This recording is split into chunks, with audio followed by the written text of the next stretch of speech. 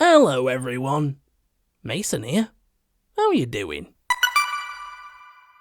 You might not know it because I don't mention it that much, but I'm very indecisive and I couldn't decide which tag I wanted to do this week, so it's time for another Tag Tuesday 2 for 1.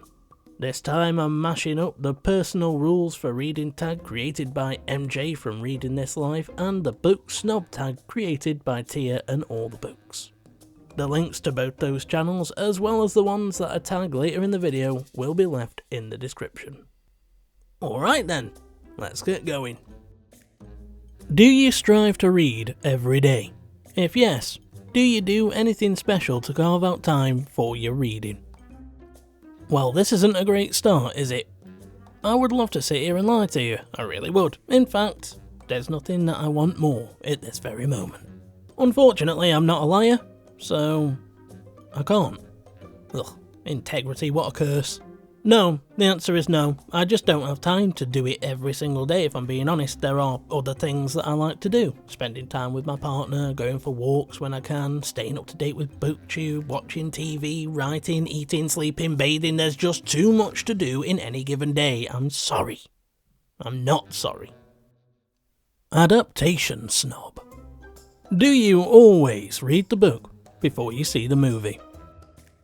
No, I don't, because half the time I've got no idea it was based on a book until somebody says, "I tell you, this is a terrible adaptation. The original source material is so much better." If that's you, I'm really sorry. That's not how you sound, I promise. It's just for comedic effect. Give me a break.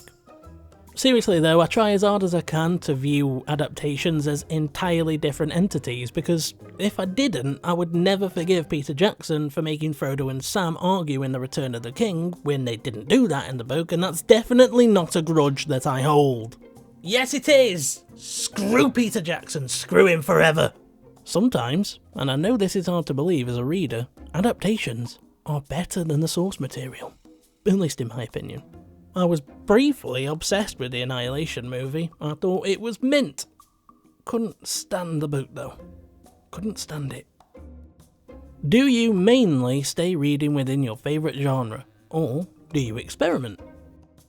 I confess, I'm boring. Very, very boring. I mainly stay reading within my favourite genres, which, as many of you will know, are mystery and contemporary romance, because I either need brutality or cuteness. It's one or the other, and no in between. I thought I'd read fantasy more when I started this channel. I really did. It just hasn't happened. I think over the last year I've come to realise that I like reading stories that are mostly grounded in reality. I say mostly because not actual reality, because I don't read non-fiction. In terms of sci-fi and fantasy, space and magic just don't appeal to me as much as they did when I was a teenager. Oh, it's so boring. Just to clarify, I know that sci-fi and fantasy doesn't necessarily mean space and magic. I'm just using sweeping generalisations to make a point. Format snob. You can only choose one format in which to read for the rest of your life. What do you choose? Physical, ebook, or audiobook? Well, that's an easy answer. What a stupid question. A waste of my time, this is. I'd go with physical. Obviously. Because then I'd get my sight magically restored. Yes, that's how that works, and don't you dare argue with me. See? Magic does appeal to me sometimes. When it benefits me. Do you DNF? If yes, what was the last book you didn't finish, and why? You bloody bet I do. Long-time viewers of this channel will know my motto. Say it with me. If it makes you frown, put it down. If there was ever any doubt that that phrase is insanely catchy and also profoundly wise, which there isn't anymore, because I recently ignored my own advice and I regretted it. I regretted it so much. Don't worry, you'll be hearing about that book soon enough. Yeah, a DNF, because why would I not? The author already has my money and I presume they don't care whether or not I finish the book. They're not going to somehow magically find out that I didn't finish and come to murder me. I think. I hope. Please tell me that's not a thing. The last book I didn't finish was The No-Show by Beth O'Leary because, and wait for it, I didn't like it. It's as simple as that. Ship snob. Would you date or marry a non-reader? Of course I would. In fact, I probably shouldn't admit this, but my partner is expressly forbidden from reading books. I want to feel like the intellectually superior one in our relationship. All healthy relationships are based on competition. Don't get mad at me, she's better than me in every other way. I need something. Some sort of advantage. I need to be better at something. Seriously though, the funniest bit about that joke is the idea of me ever having the guts to tell Lee what to do. She's the boss. I'm telling you, I'm not lying. Do you read challenging books? If yes, what attracts you to them? If no, why do you avoid them? There's a very simple fact that answers this question. I read for entertainment, not enlightenment. For the most part, I avoid challenging books because I read for escapism. I don't want to be faced with the things that make me angry or sad in reality. The thing is, it's hard to say that, isn't it, when I read murder books? I'm a complicated man. Leave me alone. Genre snob. You have to ditch one genre never again to be read in your life. Which one do you ditch? Easy. Historical romance, because I don't read that anyway. Wait, if I don't actually read it, does it count as ditching it? Oh, nobody cares. I would actually ditch one of the romance subgenres though. The book that I recently forced myself through, even though I was hating it and ignored my own motto for, was, I think, classed as a bully romance, and I never want to read something like that again. It made me so uncomfortable and so angry. Don't worry, you'll be hearing about it soon enough, like I said. Uber genre snob. You can only choose one genre in which to read for the rest of your life. Which one? Thriller. It's a wide umbrella, and it's the one that I enjoy the most. Would I be sad that I couldn't read The Lord of the Rings anymore? Yes, I would, but the movies exist.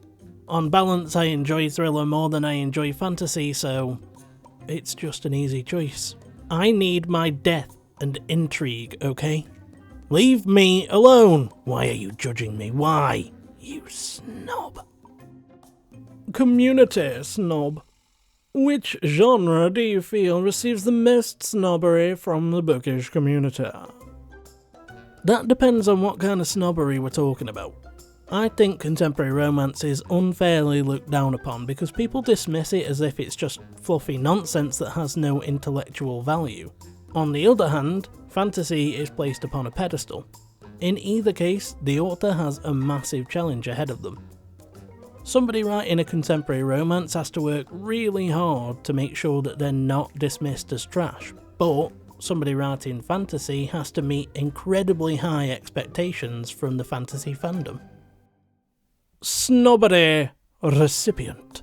Have you ever been snubbed for something that you are reading, or for reading in general? Nope. For my own contribution to the personal rules for reading tag, I want to know what your favourite and least favourite POV is. Listen, I'm kinda mad right now because I came up with this prompt and now I'm struggling to think of an answer. Oh, irony, you are so cruel. In terms of my least favourite, I'd probably go with first person present tense, even though one of my favourite series of all time was written in that style. When it's done well, I think it lends a sense of urgency to the story, but when it's done badly, it just feels like a set of awkward stage directions. What is my favourite? I think it depends on what the author is trying to achieve. First person past tense works really well for a contemporary romance because it feels like you're inside the heads of the characters and that makes it feel so much more relatable. On the other hand, I enjoy the stylistic aspect of a third-person past tense when it's applied to a gritty thriller. Yeah, that's my answer. It's subjective and it depends on what the author is trying to achieve. Am I sitting on the fence? Yes I am, but this is where I live. Why are you surprised by this? In all fairness, I think that I enjoy writing in third-person past tense the most. I find it much easier to write the chapters of The Bleeding Ground that focus on Valdus. Now it's time to tag people, and in honour of MJ, who's always giving back to this community, I want to shine a light on some notable newbies. Paige's World of Books, which is all one word, is a channel that I literally stumbled upon this morning and could not resist subscribing. Paige has been active for about a month now, and so far she's uploaded wrap-ups, TBRs, a video in which she reacts to unpopular bookish opinions, and another in which she talks about books versus TV adaptations. It seems like she's got some inventive ideas for the future, and personally I'm excited to see her channel grow. Plus, she's a British thriller mystery lover, and they tend to be absolutely fantastic people. You know, not that I'm like biased or anything. So get over there and show us some love. If you don't, you'll be missing out. Taya from Paws and Pages is another channel that's been active for about a month. As you would expect with a channel name like Paws and Pages, she's got some furry friends that you can all appreciate with your sighted privilege, you lucky bastards. We all know how popular furry friends are on Booktube. They steal the limelight, which is why Tiggs gets locked out while I'm recording. Just kidding, he doesn't care enough about me to come in here. Anyway, so far, Taya has uploaded a full TBR, an unhaul video, the reading habits tag, and some reading vlogs.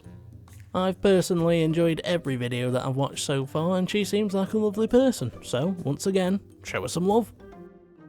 Library of Peyton is a channel that's been active for just under 2 weeks. So far, Peyton has uploaded the Booktube newbie tag and a Books of Babel reading vlog. I really enjoyed the open, honest vibe in her Booktube newbie tag, and I really do think that once people find Peyton's channel, she's gonna blow up. It seems like she's just looking for some new bookish friends, and we all know that Booktube is full of friendly people, so go prove that. There you go then guys, you're tagged. Listen, I realise that this is some weird 2-for-1 mashup video, so feel free to do one or both or neither. Don't feel obligated. I just wanted to give you a shout out. Question of the day. I want to know how much cold, hard cash it would take for you to lick every table in your local cafe. No copping out, no cheating, I don't want to hear, "It would take $1 million, Mason," because it wouldn't. Let's be honest, if someone was standing there with wads of money and telling you to do it, it wouldn't cost them $1 million. Or pounds, or whatever relevant currency. It needs to be the honest, cheapest amount it could possibly be. Don't mess with me on this one, guys. Just give me your honest answer. I swear I'm not trying to pay you to lick tables. That'd be weird, wouldn't it? Have you enjoyed this video? If so, the like and subscribe buttons are just sitting there, waiting to be pressed. Now press them, or I'll report you to the cyber police, and they'll arrest you and lock you in cyber prison. Have you got thoughts to share on this video? Maybe you just want to say hi? Well then, you know where the comment section is, and the link to my Twitter can be found in the description. Thanks ever so much for spending time with me today, guys. Until next time, take care. For now I'm off, and you should have a good one.